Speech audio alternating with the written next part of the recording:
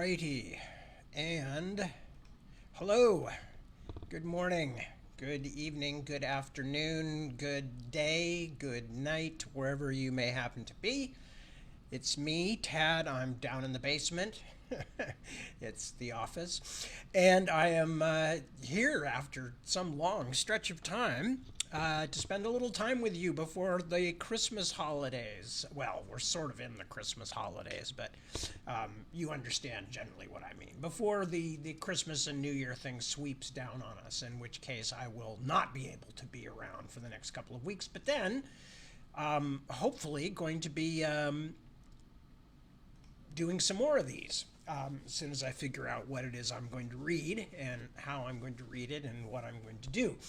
But anyway, so yes, as some of you may know, I ran out of reading material or finished the last thing I was reading, which, if I remember correctly, was the second Bobby Dollar book back in early October. And since I was leaving for Germany in another week or two, I didn't see much sense in trying to start something else when I knew I'd be off for a while. So I didn't. And then I went to Germany for 3 weeks. And then I got back from Germany, and I'll tell you more about that in just a moment. It was a lovely trip. People were extremely nice to me, almost frighteningly so, but that's another tale. I just never get used to how nice people are to me when I'm out in public. And so anyway, I got back from Germany, and admittedly tired. It was a long and very lovely, but very long trip, about 3 weeks. And as I said, I will have more to say about that in a moment. Got back, promptly came down with a miserable cold.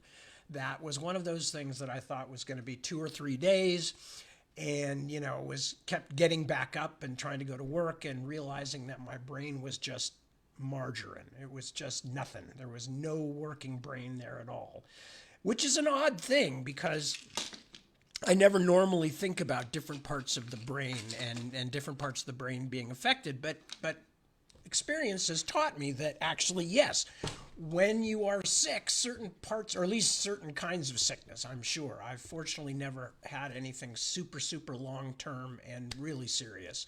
So forgive me if I'm treading on anybody's toes here by talking about, but I mean, just even with colds, COVID, things like that, the flu, God forbid, the brain, that part of the brain for me anyway, it just shuts off. I can have normal conversations. I can, remember things I'm supposed to do. I don't feel good, but my brain seems to be working. But when it comes to things like whatever it is that I engage with when I'm writing stories, books, whatever, that is just not there. And I can sit there as long as I want to, and I can even write like a page, but it's just not there. It's not what I want. It isn't doing the job. It isn't making me feel good as a writer. So anyway, I had about 2 weeks of that cold. So altogether, it was like 7, 8 weeks that were totally destroyed by travel and illness and all that. Got back, got well, and then of course we're right in the middle of the holiday season, and the holiday season is particularly grueling around here because don't mean to exaggerate, but the holiday season around here is we have birthdays in the beginning of November, the middle of November. Deborah's birthday is in December, and then it's Christmas. Oh, and Thanksgiving comes in there somewhere, although one doesn't have to buy much, but one does have to prepare for whatever one is doing for celebration. And then Christmas, of course, with many presents and many kids and family members and all that. And then our son's birthday comes up in January. So it's crazy. And I have, for probably the first time in years, I have managed to actually, I think, get all my Christmas shopping done by being lazier than usual and doing more online shopping. So sorry to local businesses that I normally, what's the word I'm looking for? I'm still not entirely compos mentis yet, but normal businesses that I usually use. And instead, because of being sick when I started my Christmas shopping and stuff, I did a lot of things online this year. But anyway, so it has been crazy. In the midst of all that craziness, I am also editing The Splintered Sun, which is something I hope to have finished in another few weeks. Because as you may remember, I literally finished the first draft and the polish of the first draft like a couple of days before I was leaving for Germany. So that's what my last couple of months have been like. And I apologize for having been gone so long, but it was not because I was not thinking about you folks and all of that stuff. But rather just, just a bit overwhelmed by everything. So what else is there anything else? Well, I do want to talk about Germany and what a really splendid trip it was. And I can never get over how nice people are to me when I am traveling, especially in other countries. But I mean, here in America too. And I may even be doing some touring in the States for the next book, which I haven't done in a while. So that could be exciting. But as I know more about that, I will tell you more about that. But anyway, so I had a lovely time in Germany. Pretty much every single reading stroke signing was just a huge pleasure. Everybody was so kind and encouraging, and there is nothing that will send me back to the desk to get back to work faster than people saying all these nice things and telling me how much they think about various things I've written and how important they were. And what really struck me on the German tour was how many people were telling me, oh, my parents, I mean, yes, I'm old. I know I'm old. That's not a surprise at this point. This was my 40th year since my first book was published.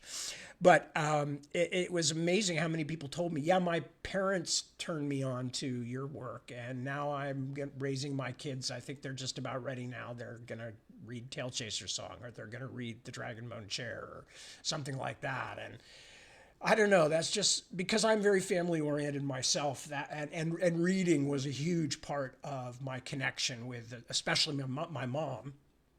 That just always charms me. It really does. That idea that I have some kind of connection with somebody else's family connection. That's just lovely. So I had a lot of that in Germany, and it was really cool. That's the only way I can express it. It's just that it gives me a warm and tingly feeling. It's exactly the kind of thing that, as a writer, that you long to hear from people, that in some way, shape, or form, that you have become part of their lives. And that's certainly how I always felt about my favorite books. And I felt like I really would love to just sit down and talk with the writer, and that we would have a lot in common. So it's one of the reasons when I'm out in public, if I have any chance to talk to people, even if we're just in a signing line, I want to talk to them and get the feeling that I have met them, and hopefully give them the feeling that they have met me, and that at that moment when we were doing that transaction, so to speak, when I was signing a book for them or answering a question, that they knew that A, it was important to me, and B, that I was giving them my full attention, because why wouldn't I? That's such an amazing thing to be able to go out in public and have people say, I enjoy what you do and I want to talk to you about it. So the German trip was great. The Danish trip before that, although much shorter, was also lovely for many of the same reasons. So don't get me wrong. I was exhausted when I got back. It may even have had something to do with why I got sick, but I wouldn't trade it for anything. It is an incredibly moving and intense experience for a writer of a certain age to go out and find that people are still interested in the work and stuff like that. So all thanks to everybody who came or who sent me a note or whatever. I look forward to coming back again. And as I said, I'm hoping I get to do some touring in America. So for those of you renegade Americans who are up late listening right now, I hope to get to be able to do that again soon too. Anyway, let me check and see if anybody has shown up and I can say hello to them. And speaking of renegade Americans, first off the bat, there is Jeremy. Hello, Jeremy. Good to see you, buddy. And Wouter, hello, hello. Lovely to see you. Checking in before going out to the Weihnachtsmarkt. So cool. I wish I'd been in Germany late enough to go to the Weihnachtsmarkt, which for those of you, if those Americans out there who really have no grasp of German at all, that's the Christmas market, which is a very exciting thing to go do in Germany. And I have only been lucky enough to see that once, but it stuck with me. So there's my friend Mark Craigbaum saying, welcome, who is a person who is definitely not a Rübsal, fleeing Germany with a gang of captive turnip people. How did you know? Mark and I have a long and eccentric history, and it's all Mark's fault. Not really. Anyway, there's another Mark Redmond checking in from Misty, Yorkshire. There's Chris Fobb. Hello, buddy. Yes, I think Deb said to me actually just either last night or this morning, I have to write to Chris Fobb. I have to write to Chris Fobb. And I said, I'm not stopping you. So presumably she's going to be doing that soon. So bear with us. Things are a bit crazy. And then on top of everything else, I think we're just about to volunteer to have Christmas at our house because otherwise we'd have to find a dog sitter or one of us would have to stay home. So things are going to be even crazier, but she is intending to get back in touch with you. So don't go away. Iris, hello. Good to see you. Penny. Hello, Penny. That's Penny Davies. Isaac, checking in. Hello, Isaac. Lovely to see you. And that was a very kind note that you posted on my Facebook page, so appreciate it. There's Debbie. Hello, Debbie. Good to see you. Christina. Hello, hello. Thank you for joining us. Dirk. Yes, I got to see both Christina and Petra in Berlin. Was it Berlin or Munich? I remember it was in a bookstore. I think it was Berlin. Of course it was Berlin, because that's where they are sometimes. Anyway, there's Dirk. Hello, Dirk. And Dirk is also in Berlin, so lovely to see you as always, buddy. Isaac says, still no snow, but lots of wind. That's out in Utah. Felicity, hello from Derbyshire. Lovely to have you with us, Felicity. Isaac says, brain fog is the worst. I can write through body pain, not with a cold. Yeah, amen. That is so true. It's astonishing. It just shows you how complicated the human brain is, that it has all these different sectors. And I'm sure if you're out of it long enough, the brain would start to make new connections, but not just for a few days. It just doesn't. Anyway, Maria Jose, hello, good to see you, as always. Felicitaciones. Felicity also says, psst, psst, psst, at the kitties, I suppose. Yes, there's Jeremy saying, cat, cat. That's probably, yeah, that's almost certainly PJ, the orange one. I can't see him in the monitor, but I was just strewing some treats around the room to give PJ some exercise, so he's probably out looking for them. Nicole, hello, good to see you. I'm much better now, by the way, don't worry about it. Petra, there's Petra. Hello, Petra, good to see you. And John Baker, hello, John, and welcome. Lovely to have you with us. A pleasure.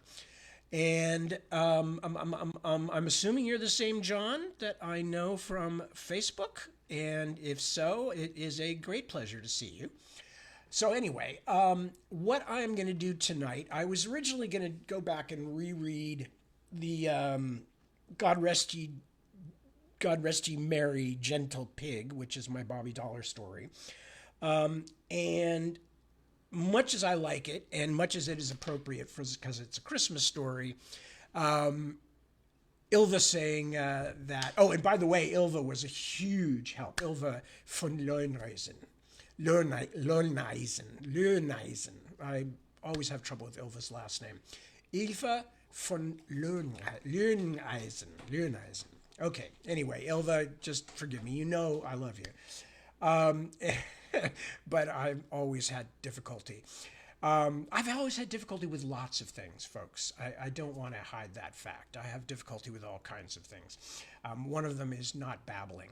I am a proficient and chronic babbler. Anyway, so Ilva, by the way, Ilva traveled with me a great deal, almost the whole trip. Acted as moderator and or reader in most of the occasions, most of the things that we did. had me stay at her house several times during the course of it so that we had a place to go and be decompress and shift clothes from one suitcase to another and things like that. Totally lovely, wonderful. In fact, I've been meaning to ask Ilva if she shows up tonight, if she's managed to lure the cat up out of the basement. They had just taken in a stray cat. Anyway, so what else was I going to say? So anyway, great trip to Germany. Everybody very kind. Came back sick, blah, blah, blah, working, everything okay. Dogs, before I get on with anything else. Oh yeah, I was explaining about the stories, but I'll explain more in a moment. Several people said, oh, we miss hearing about the dogs. Well, the good news is that the dogs are, if not best buddies, they have definitely made progress since the summertime or since the fall. They largely share space now without too many fights. Johnny still occasionally likes to think that the bedroom is his and will get grumpy with Lemon until she goes past him into the bedroom and jumps up on the bed. And then he's like, well, oh, fine. And then he goes and lies down on his bed and, everything is peaceful. But generally, they are actually going pretty well. Certainly better than I worried when we first got Lemon in.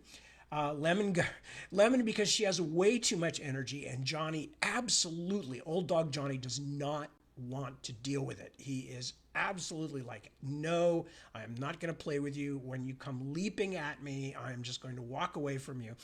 So we actually have her in what we're calling doggy daycare. 2 days a week, she goes to these nice people's house where they have their own dogs and several other dogs, and Lemon can run around to her heart's content and chase other dogs and be the maybe 2 years old maximum dog that she is without plaguing poor 14-year-old Johnny.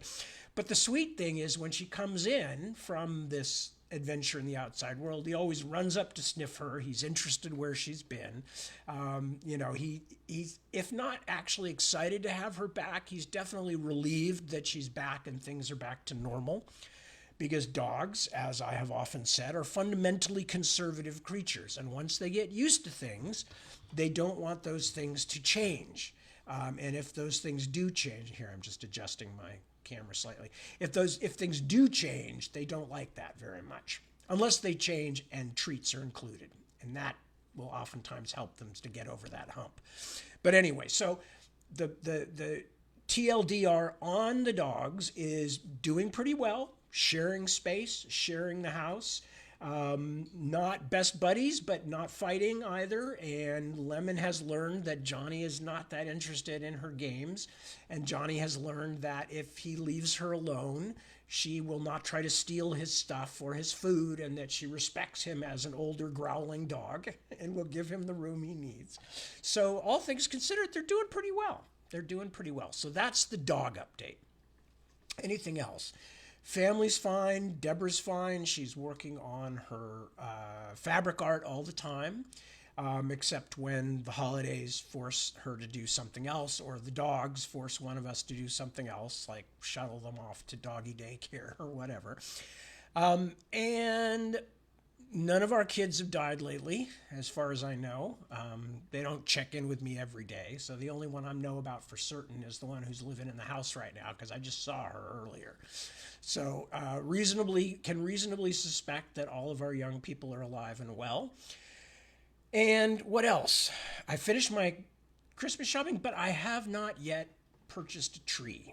As always, we wind up waiting until after Deb's birthday to get a tree. I had not intended to wait that long this year, but we seem to have done it yet again. But I am going to see if I can get that taken care of maybe tomorrow. Anyway, so with no further ado, let me explain my mental processes. I don't know how long I'm going to last tonight. I'm going to read two things. They're neither of them super long. But anyway, I decided that instead of reading because the thing is, I also realized when Ilva mentioned, this is how I got off on the tangent about Ilva. Ilva mentioned on Facebook, actually, I'd rather hear you talk about the Bobby Dollar story you were going to write or that you plotted out. And I realized that twofold. First of all, I don't have enough of the Bobby Dollar stuff in my memory right now to remember what the whole gist of the story was. I remember certain key bits. I remember the name of it. I remember a little bit about how it was going to begin, but I'd have to go back and comb through a lot of notes to figure that out. I also realized, this is realization number 2, that in fact, anybody who wants to hear God Rest Ye Merry, Gentle Pig, can just go to Chris Fobb's YouTube channel, although it's actually, Chris Fobb for Mr. Tad, I believe is what it says, and could go find it and listen to it all over again as I first read it 3 years ago, 4 years ago, whenever it was. I don't remember. I've been on here since COVID, so not the last few months, obviously. But anyway, so what I did is I grabbed a couple of Christmas tales, which are by writers that, for one reason or another, I enjoy. One is silly, the other is a little less silly, but I thought they were both enjoyable. So I am going to share them with you. Let me just check back and see. Olaf has showed up. Hello, Olaf. Good to see you. I'm wondering if there's anybody else that I need to say hello to particularly right now. No, I don't see anybody at the moment. So let me go ahead and start with reading. And the first story is by the well-known humorous writer of the 30s, 40s, and 50s, Robert Benchley. Those of you who don't know him probably are at least familiar with his son, who wrote a fairly well-known little book called Jaws, which of course was made into one of the most hugely successful films of all time. But Robert Benchley, the father, was a fabulous comedic writer, worked in Hollywood on all kinds of things, was, I believe, if not a member of the Algonquin Round Table, he was certainly sort of friends with a lot of them and stuff like that. This is actually something that was written back in the 1950s. So what I want to do is remind you that when it begins, although I think this one is pretty clear in terms of you won't have to make too many translations of the references. I think that references are all fairly straightforward. But anyway, so I'm going to read you something called A Good Old-Fashioned Christmas by Robert Benchley. And then after that, I'm going to read you A Child's Christmas in Wales by Dylan Thomas, the great poet, the great Welsh poet. And at that point afterward, unless something else suddenly occurs to me, I will probably hang it up for the evening and come back and read something else tomorrow night, which at this point I'm tentatively thinking about reading Hans Christian Andersen's The Snow Queen for the 7 p.m. reading. So anyway, so this is A Good Old-Fashioned Christmas by Robert Benchley. And I think, as I said, it was written or at least published in about 1955, something like that. Sooner or later, at every Christmas party, just as things are beginning to get good, someone shuts his eyes, puts his head back, and moans softly, well, this isn't like the old days. We don't seem to have any good old-fashioned Christmases anymore. To which the answer from my corner of the room is, all right, that suits me. Just what they have in mind when they say old-fashioned Christmas. You never can pin them down to telling. Lots of snow, they mutter, and lots of food. Yet, if you work it right, you can still get plenty of snow and food today. Snow, at any rate. Then there seems to be some idea of the old-fashioned Christmas being of necessity in the country. It doesn't make any difference whether you were raised on a farm or whether your ideas of a rural Christmas were gleaned from pictures and old copies of Harper's Young People magazine. You must give folks to understand that such were the surroundings in which you spent your childhood holidays, and that, those days will never come again. Well, supposing you get your wish sometime. Supposing, let us say, your wife's folks, who live up in East Russet, Vermont, write and ask you to come up and bring the children for a good old-fashioned Christmas, quote, while we are all still together, they add cheerily with their flair for putting everybody in good humor. Hooray! Hooray! Off to the country for Christmas. Pack up all the warm clothes in the house, for you will need them up there where the air is clean and cold. Snowshoes, yes, put them in, or better yet, Daddy will carry them. What fun! Take along some sleigh bells to jangle in case there aren't enough on the sled. There must be jangling sleigh bells. And whiskey for frostbite. Or is it snake bite that whiskey is for? Anyway, put it in. We're off. Goodbye, all. Goodbye. Jangle, jangle, jangle, jangle, jangle, jangle, jangle, jangle, jangle, jangle. In order to get to East Russet, you take the Vermont Central as far as Twitchell's Falls and change there for Torpid River Junction, where a spur line takes you right into Gormley. At Gormley, you are met by a buckboard, which takes you back to Torpid River Junction again. By this time, a train or something has come in, which will wait for the local from Beezus. While waiting for this, you will have time to send your little boy to school so that he can finish the 3rd grade. At East Russet, Grandpa meets you with a sleigh. The bags are piled in, and Mother sits in front with Lester in her lap, while Daddy takes Junior and Gaga in back with him, and the luggage.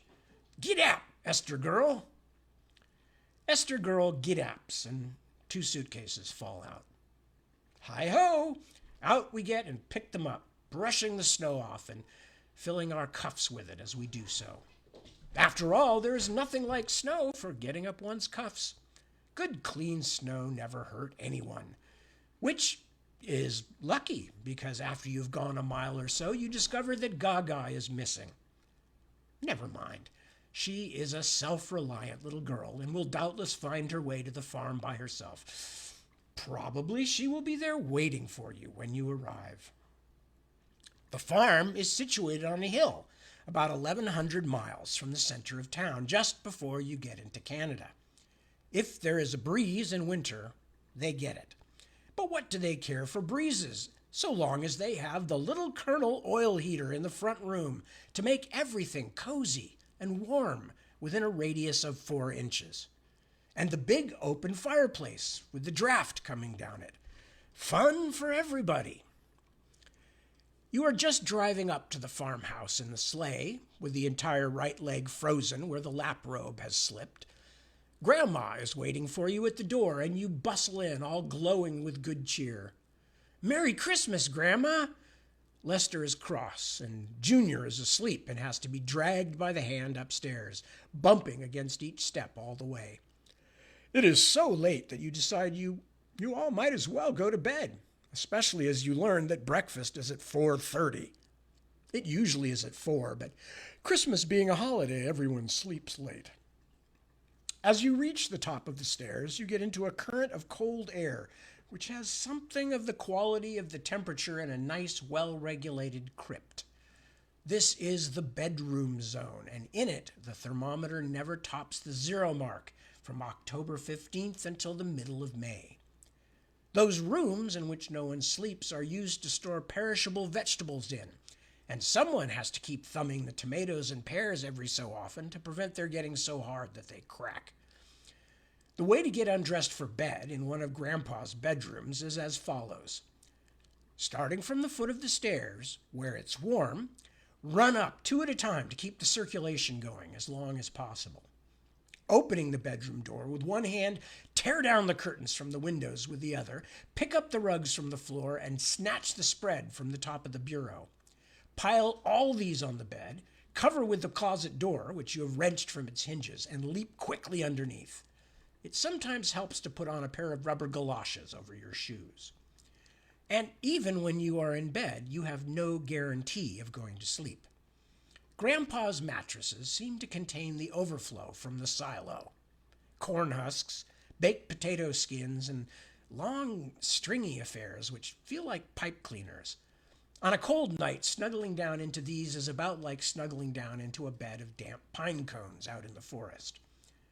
Then there are things abroad in the house. Shortly after you get into bed, the stairs start snapping. Next, something runs along the roof over your head. You say to yourself, "Don't be silly, it's only Santa Claus." Then it runs along in the wall behind the head of the bed. Santa Claus wouldn't do that. Down the long hall which leads into the L of the house, you can hear the wind sighing softly, with an occasional reassuring bang of a door. The unmistakable sound of someone dying in great pain rises from just below the windowsill. It is a sort of low moan with just a touch of strangulation in it. Perhaps Santa has fallen off the roof. Perhaps the story you once heard about Grandpa's house having been a hangout for revolutionary smugglers is true, and one of the smugglers has come back for his umbrella. The only place at a time like this is down under the bedclothes. But the children become frightened and demand to be taken home, and Grandpa has to be called to explain that it is only Bluebell out in the barn. Bluebell has asthma, and on a cold night they have to be very patient with her. Christmas morning dawns, cloudy and cold, with a threat of plenty more snow, and after all, what would Christmas be without snow? You lie in bed for 1 hour and a quarter, trying to figure out how you can get up without losing the covers from around you. A glance at the water pitcher shows that it is time for them to put the red ball up for skating. You think of the nice warm bathroom at home and decide that you can wait until you get back there before shaving. This breaking the ice in the pitcher seems to be a feature of the early lives of all great men, which they look back on with tremendous satisfaction.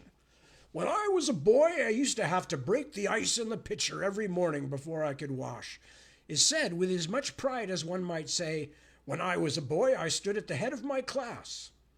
Just what virtue there is in having to break ice in a pitcher is not evident unless it lies in their taking the bother to break the ice and wash at all. Any time that I have to break ice in a pitcher as a preliminary to washing, I go unwashed. That's all. And Benjamin Franklin and U.S. Grant and Rutherford B. Hayes can laugh as much as they like. I'm nobody's fool about a thing like that. Getting the children dressed is a lot of fun when you have to keep pumping their limbs up and down to keep them from freezing out stiff. The children love it and are just as bright and merry as little pixies when it is time to go downstairs and say good morning to Grandma and Grandpa. The entire family enters the dining room, purple and chattering and exceedingly cross. After breakfast, everyone begins making dinner. The kitchen being the only warm place in the house may have something to do with it.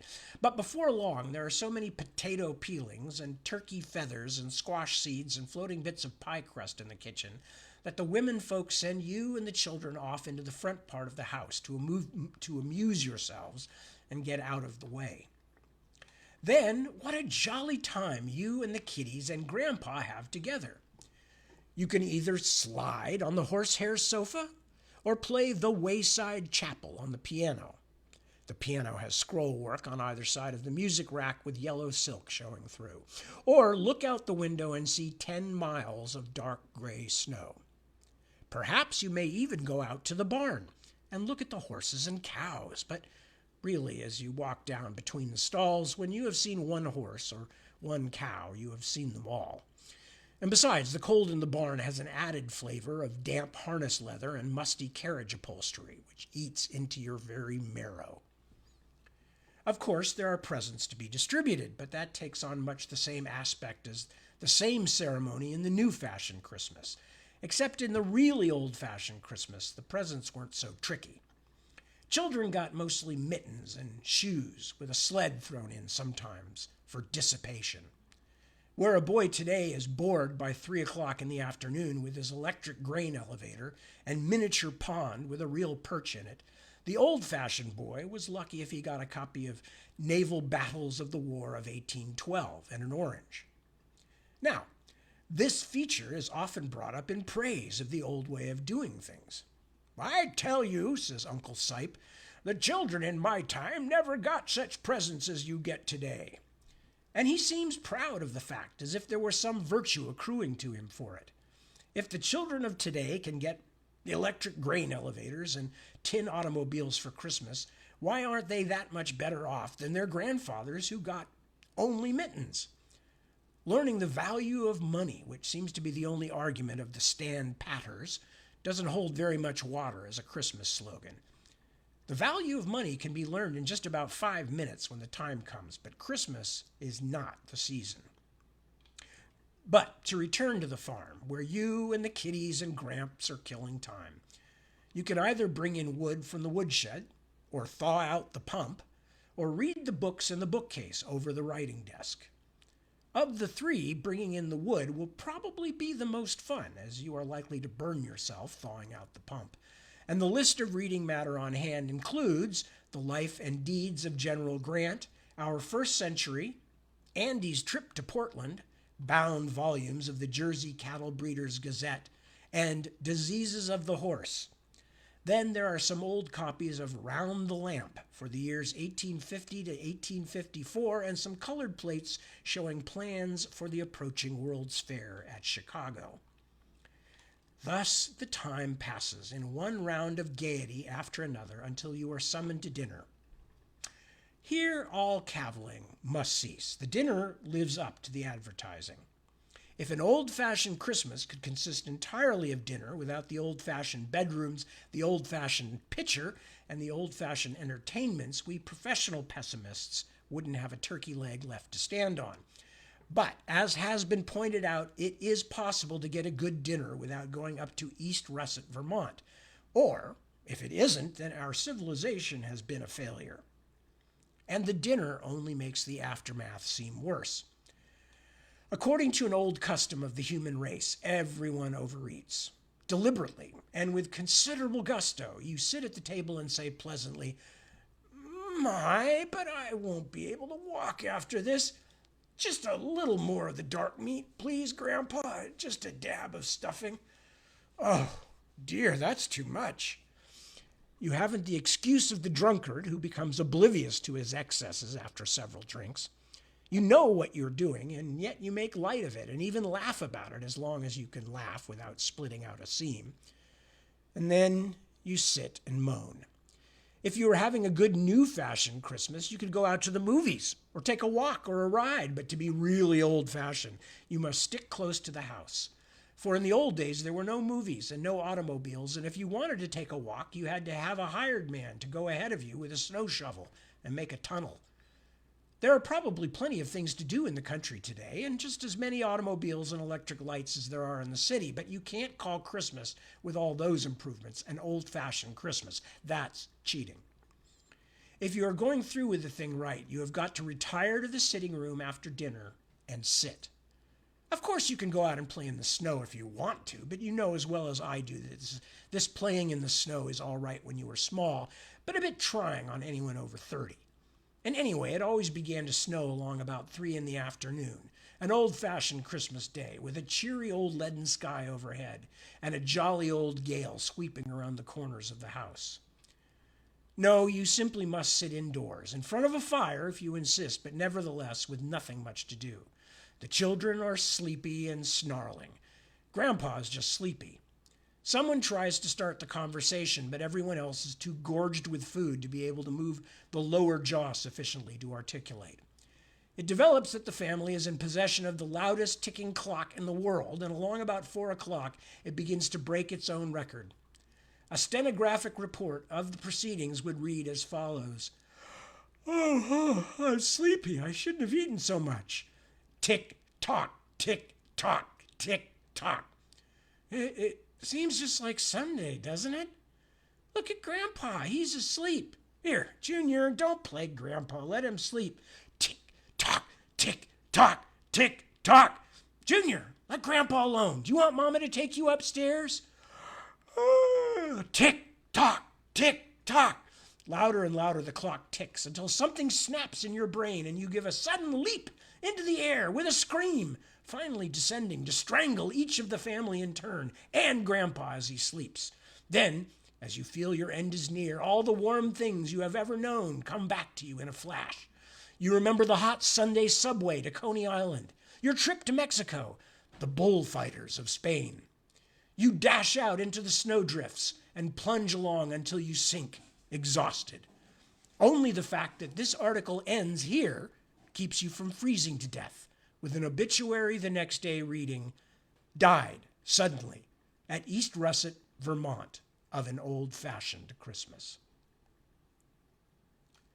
And that is the Benchley story. So, yeah, we never did find out if Gaga comes back, did we? Maybe it's like the monkey's paw. Anyway, all right, so I have another story in here that I'm going to read, which is A Child's Christmas in Wales, Dylan Thomas. I talked longer than I should have. This one is quite long, I think, but let's see. Let's see. It may not be any longer than the one I just read. Whoops, everything's still connected there? Okay. You all would let me know if it wasn't, right? All right. Yeah, okay. Let me find my story here. Dylan Thomas was a great and well-known poet, unfortunately an alcoholic also. Came to fame in the 20s and 30s, well, the 30s really. And Welsh, of course, which is why this is A Child's Christmas in Wales. Won't talk much about Dylan Thomas. If you don't know his poetry and you like poetry at all, you should certainly go check it out. But anyway, so A Child's Christmas in Wales by Dylan Thomas. One Christmas was so much like another. In those years around the sea-town corner, now and out of all sound except the distant speaking of the voices I sometimes hear a moment before sleep, that I can never remember whether it snowed for 6 days and 6 nights when I was 12, or whether it snowed for 12 days and 12 nights when I was 6. All the Christmases roll down toward the two-tongued sea, like a cold and headlong moon bundling down the sky that was our street.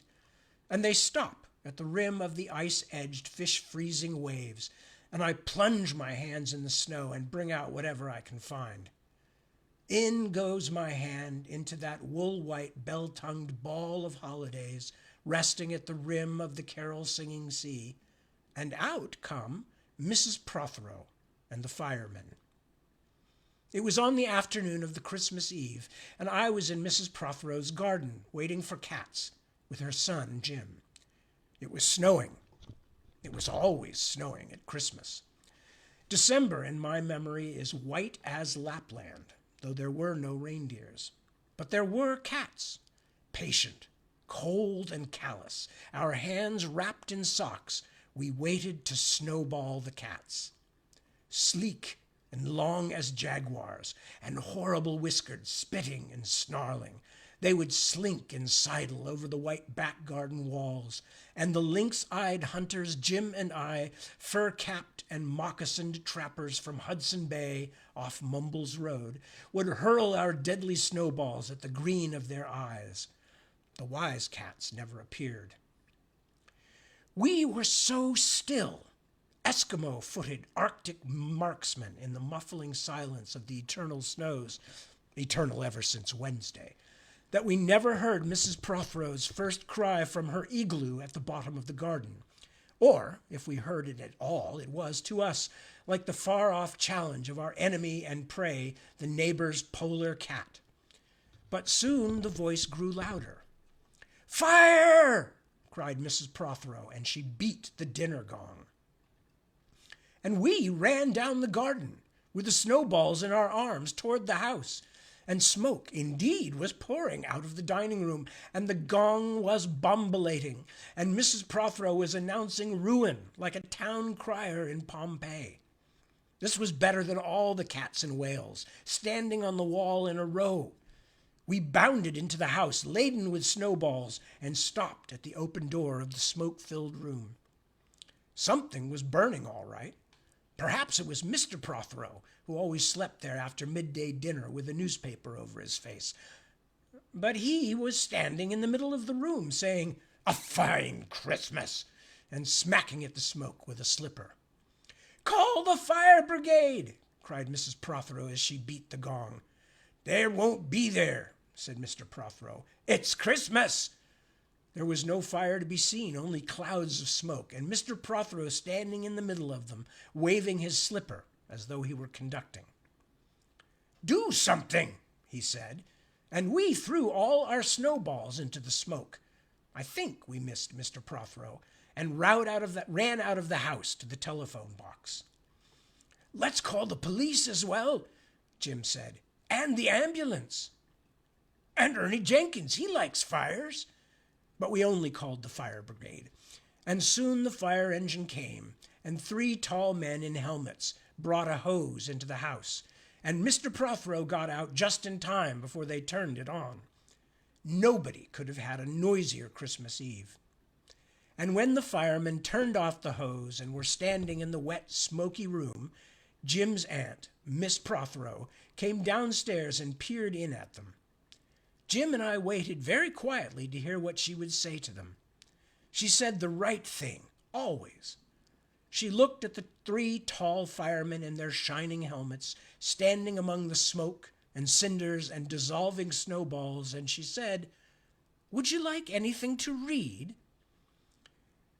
Years and years ago, when I was a boy, there were wolves in Wales, and birds the color of red flannel petticoats whisked past the harp-shaped hills, when we sang and wallowed all night in day in caves that smelt like Sunday afternoons in damp front farmhouse parlors, and we chased with the jawbones of deacons the English and the bears, before the motor car, before the wheel, before the duchess-faced horse, when we rode the daft and happy hills bareback. It snowed and it snowed. But here a small boy says, "It snowed last year too. I made a snowman and my brother knocked it down, and I knocked my brother down, and then we had tea." But that was not the same snow, I say. Our snow was not only shaken from whitewash buckets down the sky, it came shawling out of the ground and swam and drifted out of the arms and hands and bodies of the trees. Snow grew overnight on the roofs of the houses like a pure and grandfather moss, minutely ivied the walls, and settled on the postman opening the gate like a dumb, numb thunderstorm of white, torn Christmas cards. Were there postmen then, too? With sprinkling eyes and wind-cherried noses, on spread frozen feet, they crunched up to the doors and mittened on them manfully. But all that the children could hear was a ringing of bells. "You mean that the postman went rat-a-tat-tat and the doors rang?" "I mean that the bells the children could hear were inside them. I only hear thunder sometimes, never bells. There were church bells too." "Inside them?" "No, no, no. In the bat-black, snow-white belfries, tugged by bishops and storks, and they rang their tidings over the bandaged town, over the frozen foam of the powder and ice cream hills, over the crackling sea. It seemed that all the churches boomed for joy under my window, and the weathercocks crew for Christmas on our fence." Get back to the postmen. They were just ordinary postmen, fond of walking and dogs and Christmas and the snow. They knocked on the doors with blue knuckles. Our door has a black knocker. And then they stood on the white welcome mat in the little drifted porches and huffed and puffed, making ghosts with their breath, and jogged from foot to foot like small boys wanting to go out. And then the presents? And then the presents, after the Christmas box. And the cold postman, with a rose on his button nose, tingled down the tea-tray slithered run of the chilly glinting hill. He went in his ice-bound boots, like a man on fishmongers' slabs. He wagged his bag like a frozen camel's hump, dizzily turned the corner on one foot, and by God, he was gone. Get back to the presents. There were the useful presents, engulfing mufflers of the old coach days, and mittens made for giant sloths, zebra scarfs of a substance like silky gum that could be tug-o-warred down to the galoshes, blinding tam-o'-shanters like patchwork tea cozies, and bunny-suited busbies and balaclavas for victims of head-shrinking tribes. From ants who always wore wool next to the skin, there were mustached and rasping vests that made you why the one ants, excuse me. Let's start that one again. From ants who always wore wool next to the skin, there were mustached and rasping vests that made you wonder why the ants had any skin left at all. And once I had a little crocheted nose bag from an ant now, alas, no longer whinnying with us, and pictureless books in which small boys, though warned with quotations not to, would skate on Farmer Giles' pond, and did, and drowned, and books that told me everything about the wasp, except why. Go on to the useless presents. Bags of moist and many-colored jelly babies, and a folded flag, and a false nose, and a tram conductor's cap, and a machine that punched tickets and rang a bell. Never a catapult. Once, by mistake that no one could explain, a little hatchet. And a celluloid duck that made, when you pressed it, a most unduck-like sound, a mewing moo that an ambitious cat might make who wished to be a cow. And a painting book in which I could make the grass, the trees, the sea, and the animals any color I pleased. And still the dazzling sky-blue sheep are grazing in the red field under the rainbow-billed and pea-green birds. Hard-boiled toffee, fudge, and all sorts, crunches, cracknels, humbugs, glaciers, marzipan, and butter Welsh for the Welsh, and troops of bright tin soldiers who, if they could not fight, could always run, and snakes and families, and happy ladders, and easy hobby games for little engineers, complete with instructions. Easy for Leonardo. And a whistle to make the dogs bark, to wake up the old man next door, to make him beat on the wall with his stick to shake our picture off the wall. And a packet of cigarettes. You put one in your mouth and you stood at the corner of the street and you waited for hours in vain for an old lady to scold you for smoking a cigarette, and then with a smirk you ate it. And then it was breakfast under the balloons. Were there uncles, like in our house? There are always uncles at Christmas. The same uncles. And on Christmas morning, with dog-disturbing whistle and sugar fags, I would scour the swatched town for the news of the little world, and find always a dead bird by the post office or by the white deserted swings, perhaps a robin, all but one of his fires out. Men and women wading or scooping back from chapel with tap-room noses and wind-bust cheeks, all albinos, huddles their stiff black jarring feathers against the irreligious snow. Mistletoe hung from the gas brackets in all the front parlors. There was sherry and walnuts and bottled beer and crackers by the dessert spoons, and cats in their furabouts watched the fires, and the high-heaped fire spat, all ready for the chestnuts and the mulling pokers. Some few large men sat in the front parlors without their collars, uncles almost certainly, trying their new cigars, holding them out judiciously at arm's length, returning them to their mouths, coughing, then holding them out again as though waiting for the explosion. And some few small ants, not wanted in the kitchen, nor anywhere else for that matter, sat on the very edge of their chairs, poised and brittle, afraid to break like faded cups and saucers. Not many those mornings trod the piling streets. An old man always, fawn-bowlered, yellow-gloved, and, at this time of the year, with spats of snow, would take his constitutional to the white bowling green and back, as he would take it wet or fire on Christmas Day or Doomsday. Sometimes two hale young men with big pipes blazing, no overcoats, and wind-blown scarfs, would trudge unspeaking down to the forlorn sea to work up an appetite, to blow away the fumes, who knows, to walk into the waves until nothing was left of them but the two furling smoke clouds of their inextinguishable briars. Then I would be slap-dashing home, the gravy smell of the dinners of others, the bird smell, the brandy, the pudding and mince coiling up to my nostrils, when out of a snow-clogged side lane would come a boy, the spit of myself, with a pink-tipped cigarette and the violet past, of a black eye, cocky as a bullfinch, leering all to himself. I hated him on sight and sound, and would be about to put my dog whistle to my lips and blow him off the face of Christmas, when suddenly he, with a violent wink, put his whistle to his lips and blew so stridently, so high, so exquisitely loud, that gobbling faces, their cheeks bulged with goose, would press against their tinseled windows the whole length of the white echoing street. For dinner we had turkey and blazing pudding, and after dinner the uncles sat in front of the fire, loosened all the buttons, put their large moist hands over their watch chains, groaned a little, and slept. Mothers, aunts, and sisters scuttled to and fro, bearing tureens.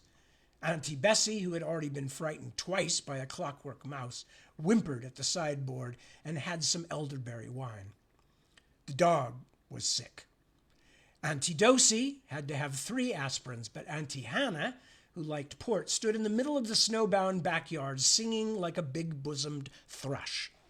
I would blow up balloons to see how big they would blow up to, and when they burst, which they all did, the uncles jumped and rumbled. In the rich and heavy afternoon, the uncles breathing like dolphins and the snow descending, I would sit among festoons and Chinese lanterns and nibble dates and try to make a model man-of-war, following the instructions for little engineers, and produce what might be mistaken for a sea-going tram car.